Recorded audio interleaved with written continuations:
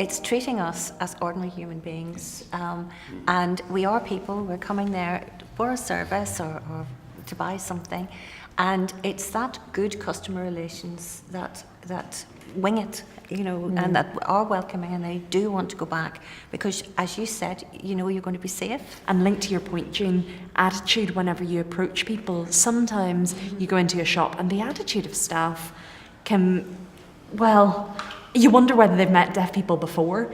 Some staff think, oh, I didn't understand you were deaf, or maybe they'll say, actually I do, I've got a granny who's deaf, or maybe some of the family members would speak, some would sign, but it's whenever you get someone who makes eye contact and makes that effort to communicate, that makes the difference. It's about two-way communication though, because if we're in a grumpy old mood, we don't put it out there, and we're sort of maybe a bit gruff, and we all have days when we're frustrated, and it's a two-way thing though. It's our approach to them as well. Do you think one of those things about people approaching you, you've all used the word approach to mean attitude, but it's also the physical approach of not being scared to come near, is what I'm picking up.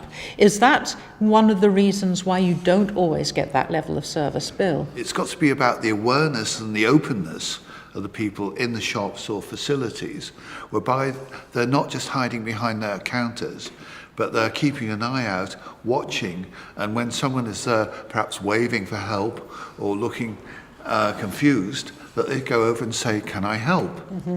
And then listening, as people are saying, to what the person wants or needs or is looking for.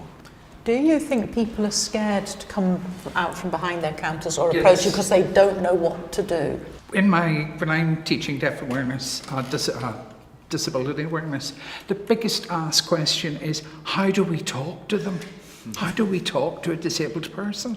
The answer is to talk to a person. I mean, do you ask how to talk to someone with blonde hair or someone with brown eyes? We're just normal people. Something that was going through my head as you were talking, Paula, was the importance of seeing disability in everyday life, seeing disability on TV, seeing disability in film, seeing disability everywhere you go, and recognising that it is just simply another facet of our society. Mm-hmm. That's it. Get used to it, and then whenever somebody with a disability is within your sphere, it won't give you that feeling of, I don't know how to cope, I don't know how to react. Most adult autistic people will have developed coping strategies so that we don't seem that strange and you can't tell that we're autistic and stuff like that. And where it really impacts in terms of shops and things like that is where you have autistic children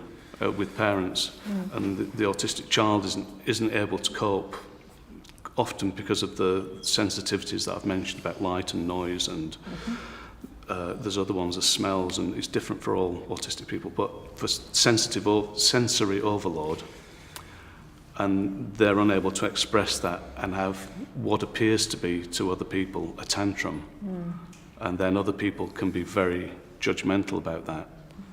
Yes, and say creating a space, I suppose the person in the shop can create an example if they're accepting.